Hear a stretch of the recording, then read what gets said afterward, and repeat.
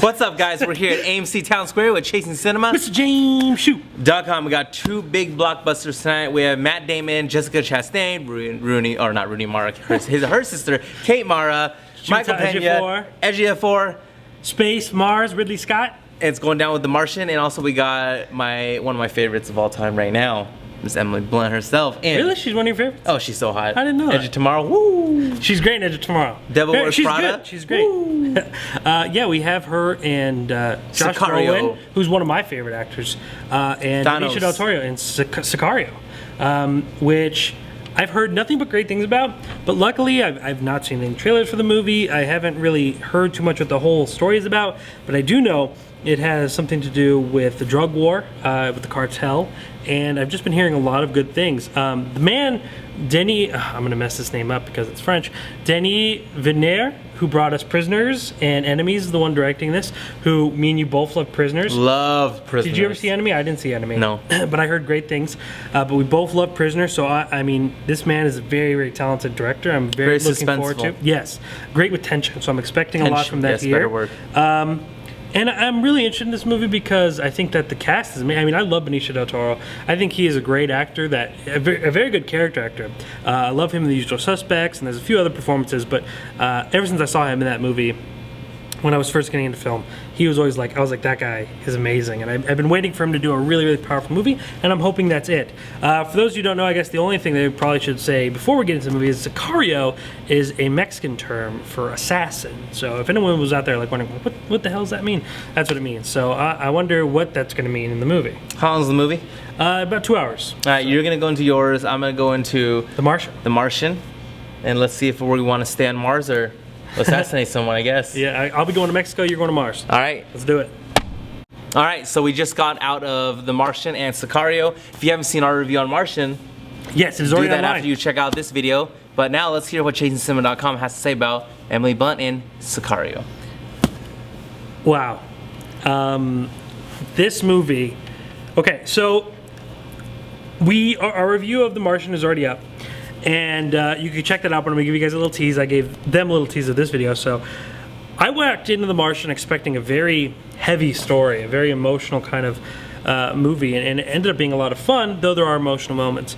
This movie is a very, very heavy picture, very much like Prisoners, but it is by far one of the best movies of the year. So effective, so amazing, a movie that is filled with phenomenal performance. I mean, performances. Emily Blunt is so good in this movie. Benicio del Toro, if people don't know who he is yet, they will now. And Josh Brolin is great. He doesn't have nearly as great a performance as Del Toro, but I mean, this movie really is powerful.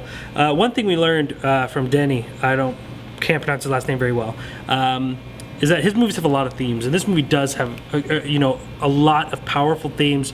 It talks about the drug war, if this drug war is really something that is ever going to amount to anything, if it's worth it. It talks a lot about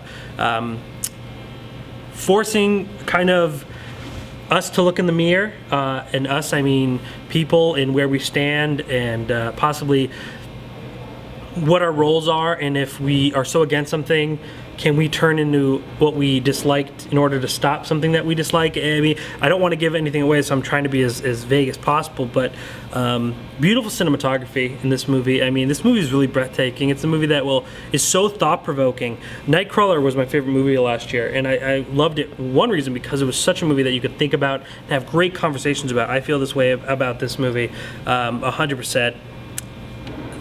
Thematically, it's beautiful, it's intense. We said it before I walked in, tension.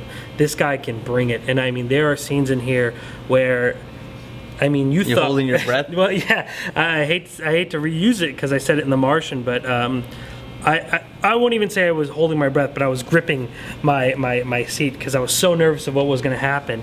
This movie has turns that are unexpected.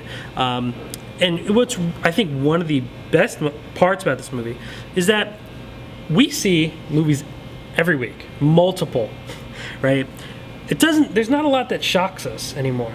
Last week, me and you watched a movie where people were chopped up and eaten, and we saw it, happen. Or 2 weeks, I don't know if that was a week ago or not, but this movie is able to kind of, not saying that that's not repulsive, but this movie really knows how to make violence seem repulsive and awful. I mean, we see so many action movies and so many people getting killed, taken, and we're used to it. Yeah, it's just so okay. But this movie takes simple people getting shot, and you're like, oh my god, that's awful, and it really hits home. And I think that takes a lot of talent to do that. This is a movie that I want to discuss more than I can because it'll give things away. Spoilers. Yeah. So I won't be too bad. I will say it's one of my favorite movies of the year.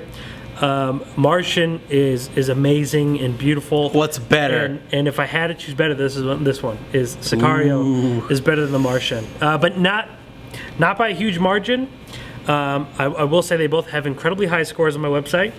ChaseCinema.com/Sicario or The Martian. Yeah. But I mean, this movie is kind of hit you in the gut, and really, it's very cynical. It's very cynical, but at the same time, it feels all very real. You're like, oh my, sometimes you get in movies and they do so much bad stuff. You're like, all right, I get it, But this movie's just like, it's so beat you down, but you're like, I mean, this is kind of real, and it's kind of naive of us. I mean, Emily Blunt, who plays our main character, is one of those characters that represent the audience in the sense that we're all kind of naive, and we are just kind of thrown in this mess, and we don't know what's going to happen. And oh man, is it scary to know what is going on in certain parts of the world? Yeah, I mean, it's really scary, and it really makes you wonder about a lot of things, and it really has a lot to talk about this drug war, and if this drug war is ever going to amount to anything, and at what cost is it going to amount? And it's real too. I mean, it's very real, and it at the same time, again, try not to give too much away. This is also a movie that really makes us look at ourselves. Yeah, we're disgusting. We're all disgusting. I didn't even see the movie. I know we're disgusting. But I mean, while we're watching here, enjoying movies, there's wars going on. People are dying now. It's a really like a rude awakening movie. I mean, it's super smart. It's super clever. It's very great with tension.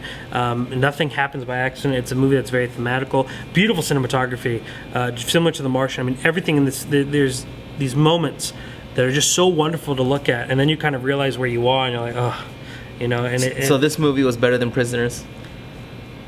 I mean, I think that, from what I remember, I haven't seen Prisoners since, but yes, I think that this movie, though Prisoners was incredibly powerful to me emotionally, I feel like this movie is saying a lot more on a thematical level, and message has always been really, really important to me. If your movie has something to say, I want you to say it as loud as you possibly can, and I hope it means something. And this movie has a lot to say, and like I said, it's a great movie that's thought-provoking. It's a movie that I could talk about all day, and I'll keep going, even if this is a one-sided conversation, but I can only say, I hope you guys go see it this weekend, because it is amazing. So if they had to pick one, you would say Sicario. If you gotta go to only one movie, and you can't go to both, I would recommend Sicario, unless you are. I would say the only reason why you would not want to go to Sicario is if you don't want to be hit with real heavy stuff. I think The Martian, though has its definitely emotional moments, I think it's a lot more fun. Where this movie is one of those movies where you're like, oh wow, okay, and it kind of really hits you home. It's a two different feeling movies, but both directed amazingly, both shot amazingly cinematography wise, both stunning to look at, both powerful and emotional. Just one tends to kind of hit you a lot harder than the other. Love it.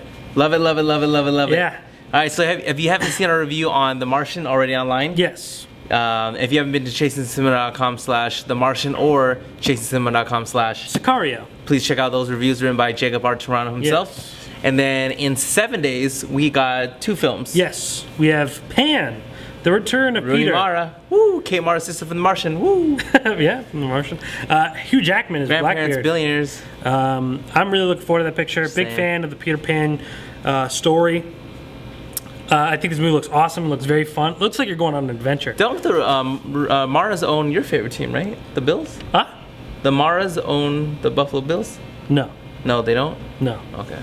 They're not the Mars. Okay. They're their family does own an NFL team, though. Yeah. Yeah, their families are billionaires. Really? Yes. I believe it. Yeah. They're making all these movies and stuff. I don't know what their parents do, though. I don't either. But they're just rich as crap. They're wealthy. Yeah, they're rich as crap. Hugh Jackman. I love Hugh Jackman. Wolverine himself. I'm very rarely disappointed when I see him on screen, so I'm looking forward to that.